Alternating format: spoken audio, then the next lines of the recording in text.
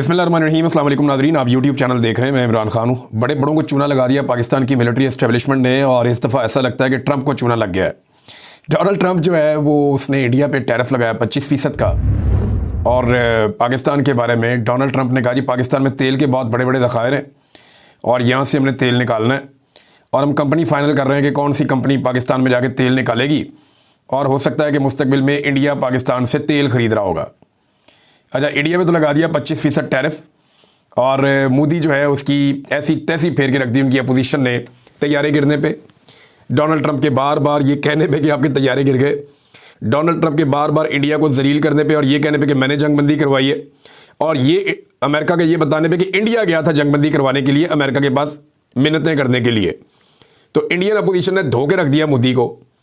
मोदी ने वहाँ पर तकरीर की, लगभग 100 मिनट तक बोला वहाँ पर अपनी लोकसभा में, लेकिन वो अपोजिशन को मुतमईन नहीं कर सका। ना तैयारों का जिक्र किया, ना चाइना का जिक्र किया, और ना ये लड़ाई कैसे बंद हुई, सीज़ फायर कैसे हुआ, इस बारे में भी बात नहीं गई। मोदी बेचारा जो है ना वो बहुत बुरी तरह फंसा हुआ है, और अब उसके पास निकलने का रास्ता एक ही है कि उसे कोई सेफ़ एग्ज़िट दी जाए या कोई सेफ़ रास्ता दिया जाए या फेस सेविंग दी जाए, और वो यही हो सकती है कि उसे किसी लड़ाई में कोई फतह मिल जाए।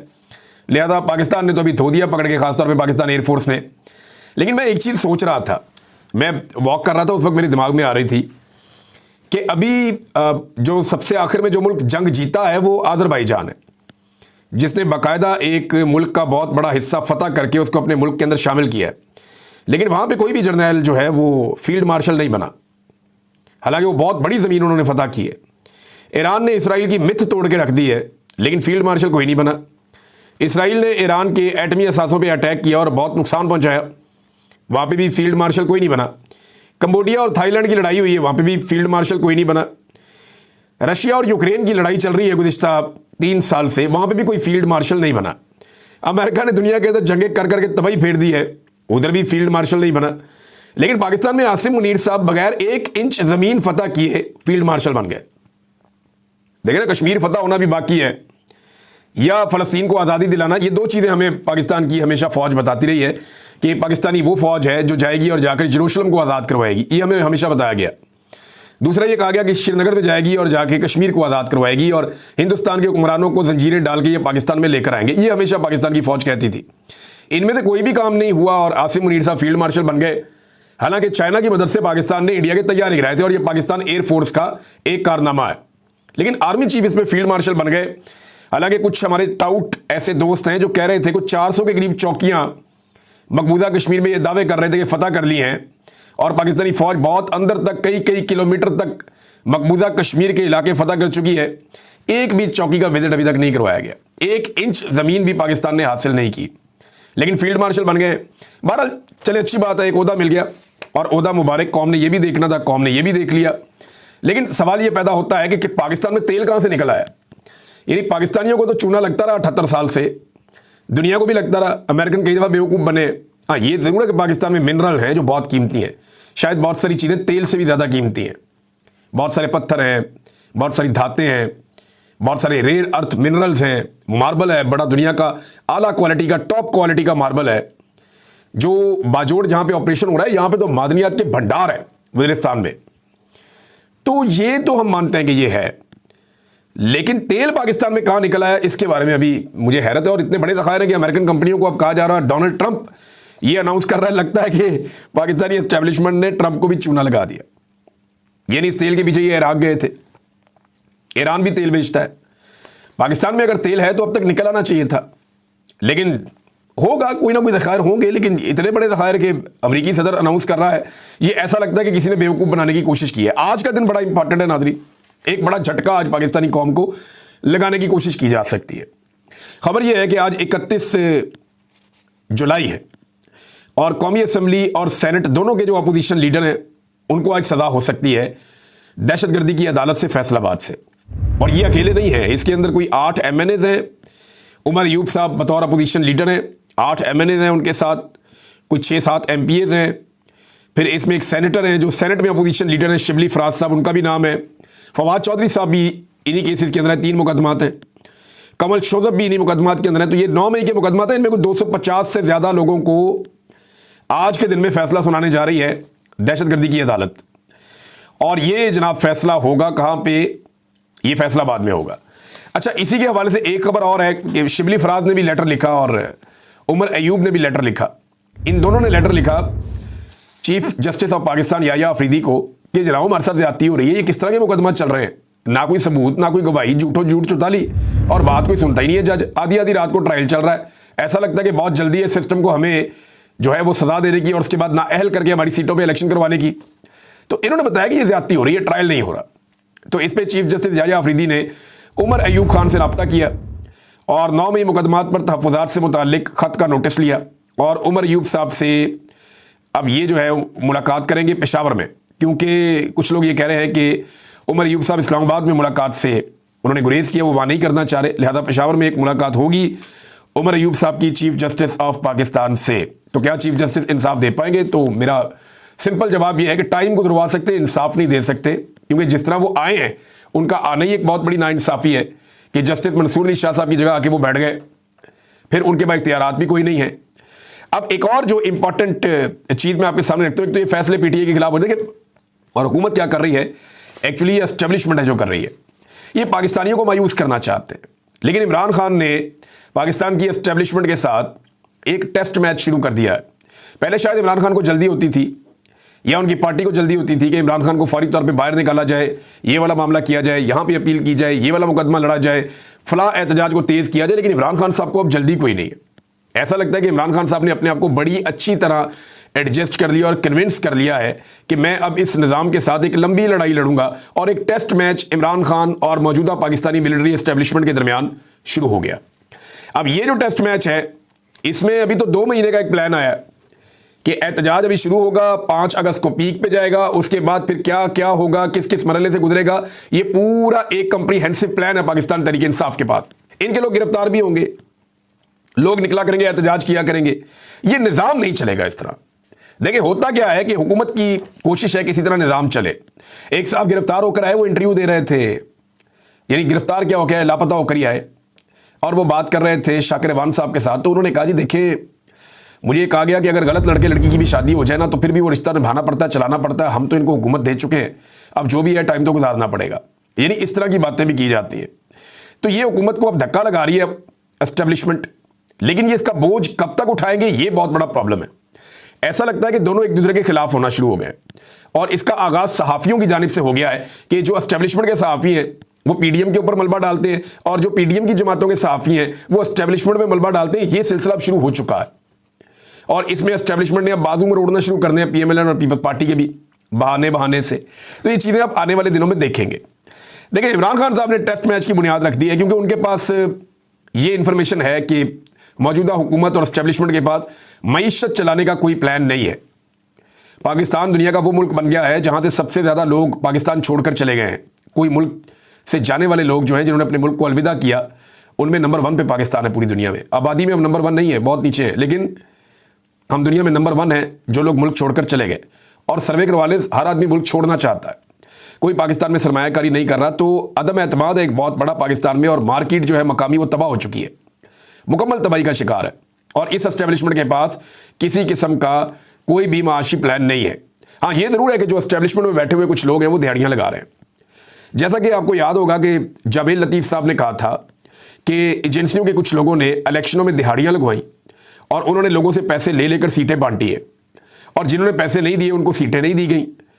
लिहाजा अब जो ज़िमनी इलेक्शन इतने बड़े पैमाने पर करवाने की तैयारी हो रही है, जो इतलात आ रही है पाकिस्तान से, उनमें तो ये है कि लोग वोट डालेंगे इमरान खान साहब को, लेकिन उम्मीदवार जितवाया जाएगा वो जो पैसे भर के आएगा। और कीमत रख दी गई है जनाब, कौमी असम्बली की सीट और सूबाई असम्बली की सीट की ये कीमत है, इतना पैसा आप पहुंचा दें फलां बंदे को, और उसके नतीजे में आपको फॉर्म 47 जारी करवा दिया जाएगा। तो यहाँ पे लोग अपनी जेबें और अपने अकाउंट्स भरेंगे, अपने जाली अकाउंट्स को भरेंगे। लेकिन इंटरेस्टिंग चीज़ मैं आपको बताता हूँ जो बहुत ही इंटरेस्टिंग है, ये जो मर्जी कर ले, अल्टीमेटली इनको शिकस्त होनी है। अभी जो अफसरान अपनी ट्रांसफ़र पोस्टिंग के पैसे भरते हैं ना कई लोग, ये हमेशा से पाकिस्तान में सिलसिला चलता है। अफसरान ने पैसे भरने बंद कर दिए, अब वो कोई पोस्टिंग और ट्रांसफ़र लेने को तैयार नहीं, काम ही रुका हुआ है। देखिए ना, अफसरान की जेबें भी तब भरती हैं जब कोई काम चल रहा हो। ब्यूरोक्रेसी की मौज तब होती है जब मुल्क के अंदर मईशत का साइकिल चल रहा हो, फिर उनकी मौज होती है। अब मईशत का साइकिल चल नहीं रहा, तो लोग अब ट्रांसफ़र पोस्टिंग के लिए भी पैसा खर्च नहीं कर रहे। दो चार चीज़ें मुझे पता चली कि फलां पोस्ट के लिए फलां बंदा पैसे भरना चाह रहा था, लेकिन उसने इनकार कर दिया, जी मैं नहीं। और लोगों को ये भी पता है कि हमें 3 साल के लिए तैनात किया जाएगा और पता चले कि दूसरे महीने पाकिस्तान में इनकलाब आ गया या लोग गले पड़ गए एस्टेब्लिशमेंट के और सारा निज़ाम बदल गया, तो मैं 3 साल के पैसे भर के फौरी तौर पर फारिग हो जाऊँ तो मेरे पैसे कौन भरेगा? तो ये इस तरह के मामला पाकिस्तान में एक बेयकीनी की सूरत हाल है जो चल रही है। अली अमीन गंडापुर साहब ने गुज़िश्ता 72 घंटे अगर आप उनके देखें तो उनके अगर आप बयानात निकालें तो वो बैक वक्त अलग अलग बातें कर रहे हैं। यानी वो एक ही वक्त में ऑपरेशन के साथ भी हैं, सेम टाइम में वो मिलिट्री ऑपरेशन के खिलाफ भी हैं, सिक्योरिटी एजेंसियों को दहशतगर्दों का मददगार भी कहते हैं और फिर उनकी तारीफ भी करते हैं। फिर वो फ़ौज के इख्तियारात महदूद करने की बात भी करते हैं। फिर सिक्योरिटी फोर्सेज जो मौजूद हैं वहाँ पे फ़ौज उन्हें अपने मेहमान भी करार देते हैं और उनकी हिफाजत की भी बात करते हैं। मादनियात पर पार्टी का मौक़िफ़ कुछ और है और अली अमीन गंडापुर का मौक़िफ़ कुछ और है। तो ये बड़ी अजीबोगरीब सूरत हाल पैदा हो चुकी है। चंद घंटों में बड़े अजीब तरीके से अलग अलग बयान दिए। यानी उन्होंने कहा कि फ़ौज और अवाम के दरमियान एतमाद का रिश्ता ख़त्म हो चुका है। ये किसने कहा? अली अमीन गंडापुर ने कहा कि फ़ौज और अवाम के दरमियान एतमाद का रिश्ता ख़त्म हो चुका है, ये गंडापुर ने कहा। और उसकी वजह वो फौजी क़यादत के फैसलों को करार देते। अब वो कह रहे हैं कि साजिश हो रही है कि अवाम और फोर्सेज के दरमियान अदम एतमाद पैदा किया जा रहा है, मिलकर ऐसे लोगों को बेनकाब करना है। यानी एक दिन पहले खुद ही एक बात कर रहे हैं, अगले दिन कह रहे हैं नहीं ये साजिश है। तो क्या एक दिन पहले अली अमीन गंडापुर साहब साजिश कर रहे थे? यानी मुझे बहुत हैरत हो रही है कि गंडापुर साहब को क्या हो गया और वो खुद भी कंफ्यूज हैं। ऐसा लगता है वो समझ नहीं पा रहे कि उनको क्या कहना है और क्या नहीं कहना। मुराद सईद साहब का मौक़िफ़ बिल्कुल मुख्तलिफ है, अली अमीन गंडापुर का मौक़िफ़ बिल्कुल मुख्तलिफ है। ये दोनों इमरान खान के काबिले एतबार साथी हैं। इमरान खान साहब के दो ऐसे साथी जो अगर आप कहें खैबर पख्तूनख्वा में सबसे ज़्यादा इमरान खान साहब के करीब रहे, जिन पे उन्होंने बहुत ज़्यादा एतमाद किया, तो यानी दो, बाकियों में से दो और बहुत सारे हैं। झगड़ा साहब पे इमरान खान साहब को बड़ा भरोसा है और बहुत सारे दोस्त हैं उनके इमरान खान साहब के। जुनैद अकबर पे बड़ा वो भरोसा करते हैं, बाकी लोगों पे भी करते हैं। लेकिन अली अमीन और मुराद सईद की एक जगह है। अब मुराद सईद बिल्कुल एक डिफरेंट लाइन लेते हैं, अली अमीन बिल्कुल एक डिफरेंट लाइन ले रहे हैं। दोनों का ज़मीन आसमान का फ़र्क है। लेकिन इमरान खान साहब का मौक़िफ़ जो है वो मुराद सईद के मौक़िफ़ के करीब तर है। मुराद सईद ने कहा, मेरे पाकिस्तानियों, आपको अंदाज़ा नहीं कि मार्टर गोलों, गनशिप, हेलीकॉप्टरों और ड्रोन्स के साए में अमन की आवाज़ उठाना कितना मुश्किल है। बंदूक की नाली के सामने अदम तशद्दुद का नारा बुलंद करने के लिए कितनी जुर्रत दरकार होती है। बाजोड़ के अमन के लिए निकलने वालों को सलाम। अमन के लिए मुत्तहिद करने वाले बगैर इश्तिहार और बैनर पोस्टर के मुहिम कैसे चलाते हैं? जब रियासत ही अमन के बजाय जंग का फैसला कर चुकी हो तो फिर जंग रोकना और अपने घर बचाना कितना मुश्किल टास्क है। इसलिए आप सबसे दरखास्त है कि अमन का साथ दो और जो साथी ये मुश्किल तरीन काम कर रहे हैं उनकी आवाज़ बनो। अगर ये कामयाब हो गए तो इनकी कोशिश आपके घरों को भी इस आग से बचा लेगी जिसकी तपिश ने हमारे घर राख कर दिए थे, तो झुलसे आपके आंगन भी थे।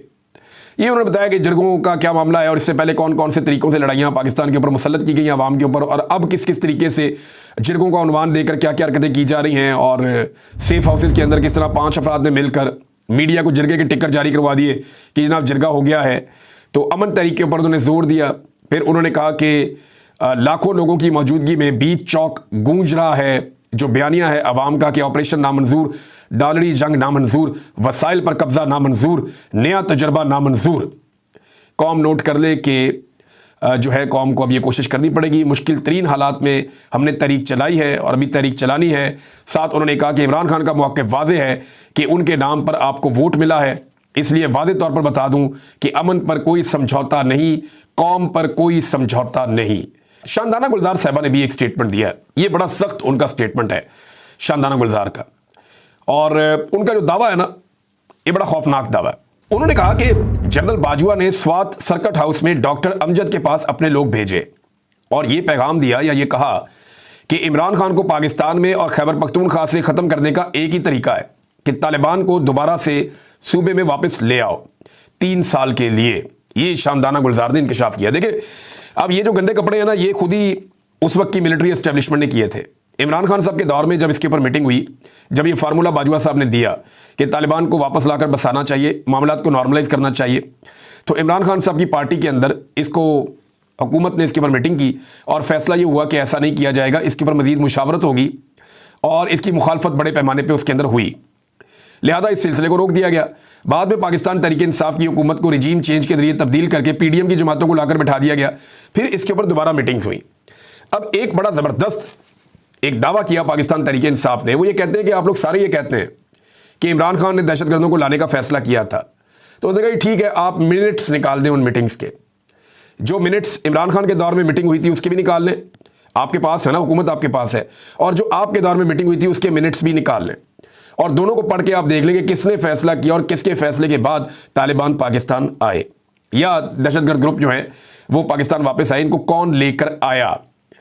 तो गंडापुर साहब ने नाज़रीन मना किया था कि अब कर्फ्यू नहीं लगाया जाएगा, दफ़ा 144 का निफाज जो है वो डीसीज नहीं करेंगे जब तक कि होम डिपार्टमेंट की जानिब से इजाज़त नहीं आएगी। तो अब इंटरेस्टिंगली होम डिपार्टमेंट ने बाकायदा वज़ीरिस्तान के कुछ इलाकों में दोबारा से कर्फ्यू का ऐलान कर दिया है। उनका ये कहना है कि मिलिट्री की कोई नकलो हरकत है और उस नकलो हरकत की वजह से अब यहाँ पे कर्फ्यू नाफिज किया जाएगा। यानी एक दिन पहले वज़ीर आला कुछ और कह रहे थे, बड़े ज़ोरदार तरीके से कह रहे थे, और एक दिन के बाद जो है वो मामला किसी और तरफ चला गया। आज के दिन में नाज़रीन ऑल पार्टीज कॉन्फ्रेंस होनी थी, जिस होटल में होनी थी वहाँ जनाब ताले लग रहे हैं और अजीबोगरीब किस्म की, यानी ये हुकूमत की मुझे समझ नहीं आती। इमरान खान साहब के दौर के अंदर कभी भी उन्होंने ऐसे मना नहीं किया था। ये कॉन्फ्रेंसेस करते थे, सेमिनार्स करते थे, आपस में मीटिंग्स करते थे, ये सारी चीज़ें होती थी इमरान खान साहब के दौर में, लेकिन अब ऐसा कुछ भी नहीं होने दिया जा रहा और इसके ऊपर रोला पड़ा हुआ है। अल्लामा राजा नासिर अब्बास साहब ने इसके ऊपर स्टेटमेंट दिया, इसके ऊपर जुनैद अकबर साहब ने स्टेटमेंट दिया, इसके ऊपर जो है वो मुस्तफ़ा नवाज खोखर साहब ने स्टेटमेंट दिया कि ये बड़ी सख्त ज़्यादती है, ऐसा कभी भी किसी जमात के दौर में नहीं हुआ जो अब किया जा रहा है। लेकिन फिर भी वो कहते हैं जी हम इकट्ठे होंगे, हम सारे आएंगे और इसके ऊपर ज़रूर वहाँ पे बात करेंगे। हम सुबह इकट्ठे होने के बाद यानी आज के दिन में इकट्ठे होंगे और इकट्ठे होकर फिर फैसला करेंगे कि आगे क्या करना है। नाज़रीन, एक पाकिस्तान की इंतहाई दुखी दास्तान है, बड़ी तकलीफ-दह दास्तान है, क्योंकि 20 साल गुजर गए आमना मसूद जंजुआ साहिबा को, इनके शौहर को लापता किया गया था आज से 20 साल पहले। अब 20 साल गुजर गए हैं आमना मसूद जंजुआ साहिबा के शौहर को लापता हुए, मसूद अहमद जंजुआ साहब। और ना सिर्फ मसूद अहमद जंजुआ साहब को लापता किया गया था बल्कि रावलपिंडी से ही इनके साथ फैसल फराज साहब को भी जबरी तौर पे लापता किया गया था। और 2 दहाइयाँ गुजरने के बाद आज 20 साल गुजर गए, इनका कुछ पता नहीं। ज़रा ये लापता करने वाले, जबरी तौर पे गुमशुदा करने वाले एजेंसियों के लोग ज़रा ये सोचें कि अगर उनको लापता कर दिया जाए या उन्हें जबरी तौर पे गुमशुदा कर दिया जाए तो उनके घर वालों के ऊपर क्या गुजरेगी। ये 20 साल एक अजाब की तरह गुजारे होंगे उनके घर वालों ने। जंजुआ साहब की गोद में जिस बेटी की तस्वीर है ना, आज वो अपने बाप की तस्वीर हाथ में पकड़ के उनकी बेटी जो है वो कोशिश कर रही है, आयशा मसूद जंजुआ, ये उनकी बेटी है और ये बेचारी आज भी अपने बाप को ढूंढ रही है, कोशिश कर रही है। 20 साल हो गए, कितनी तकलीफ इन लोगों ने 20 साल में काटी होगी। एमनेस्टी इंटरनेशनल का इसके ऊपर स्टेटमेंट भी आया और पाकिस्तान से उन्होंने फिर मुतालबा किया कि इन लोगों को बाजियाब किया जाए और ये जुल्म और ज़्यादती बंद की जाए। लेकिन ज़्यादती सिर्फ ऐसे नहीं हो रही, ये हुकूमत हर जगह हर पैमाने पर ज़्यादती कर रही है। मिसाल के तौर पे किसानों के साथ इन्होंने क्या किया, अगर ये खबर मैं आपके साथ शेयर करूं तो आप कानों को हाथ लगाएंगे। जिन्होंने तबाही फेरी है पाकिस्तान के किसानों की। किसानों का जो टोटल नुकसान मौजूदा हुकूमत ने ये पहले 6 माह में कर दिया है ना, वो है 1260 अरब रुपए से जायद का, यानी 1260 अरब रुपए से जायद का नुकसान इन्होंने किसानों का किया 6 महीने में। गंदम में नुकसान, चावल में नुकसान, मकई में नुकसान, गन्ने में, हर चीज में नुकसान होता है किसान को। और अभी गन्ना आ रहा है, उसका नुकसान जब साथ डालेंगे और जो बाकी नुकसान साथ आएंगे तो आपको अल्टीमेटली पता चलेगा कि किसान की इन्होंने रीढ़ की हड्डी तोड़ दी है। ऐसा जुल्म किया इन्होंने किसानों के साथ, ऐसा जबर किया। और ये जुल्म करने वाले एक अपनी मस्ती में जिंदगी जी रहे हैं। मरियम नवाज ने अपने अब्बा जी की तस्वीर लगाई है और साथ लिखा है वॉकिंग डाउन द विक्ट्री लेन, आगे दिल बना दिया है माशाल्लाह। ये मियाँ साहब फिर रहे हैं जनाब, ठोड़ी के नीचे मास्क लगाया हुआ है, एक लाइट डार्क चश्मा पहना हुआ है, एक बड़ा सा कोट पहना हुआ है और जेबों में हाथ डाले हुए हैं और कैमरे को ब्यूटी पे रख के मियाँ साहब की जनाब फोटो निकाल के एक डाल दी मरी से कि वॉकिंग डाउन द विक्ट्री लेन। मियाँ साहब को लोग अल्लाह अल्लाह करके भूलते हैं, लोग मियाँ साहब को बदुआएं देना बंद करते हैं, ये साथ ही कोई ना कोई मियाँ साहब की फोटो लगा के फिर बदुआओं का सिलसिला शुरू करवा देते हैं। यानी 3 दफ़ा के वज़ीर आज़म का ये वक्त आ गया है कि आज उसका कोई नाम लेने वाला बाकी नहीं है तो उसकी बेटी को थोड़े दिन बाद फोटो लगानी पड़ती है अपने बाप की कि लगा के दुनिया को बताए जनाब ये आदमी भी 3 दफ़ा इस मुल्क का वज़ीर आज़म रहा है। बेड़ा गर्क कर दिया नवाज शरीफ की सियासत का इनके ख़ानदान ने। भाई ने और बेटी ने मिलके इस कदर जूता पालिश किया, इस कदर एस्टेब्लिशमेंट की टाउटगिरी की कि इन्होंने नवाज शरीफ की वो सियासत जिसके अंदर थोड़ा बहुत कभी कभी एलिमेंट आता था मुज़ाहमत का, वो बर्बाद करके रख दी। आज नवाज शरीफ साहब को लोग एस्टेब्लिशमेंट के एक चमचे से ज़्यादा नहीं जानते, जिसको 3 मरतबा एस्टेब्लिशमेंट ने लाके इक़्तिदार में बिठाया, उसके अलावा उनकी कोई पहचान नहीं है। उन्होंने अपनी पहचान को बर्बाद कर दिया मियाँ साहब ने। नाज़रीन, इस वीलॉग को यहाँ रोक देते हैं, खबरें और हैं मेरे पास लेकिन आपके साथ नेक्स्ट वीलॉग में शेयर करूँगा मैं। अब तक के लिए इतनी अपना ख्याल रखिएगा, अपने इस चैनल का भी। अल्लाह हाफ़िज़।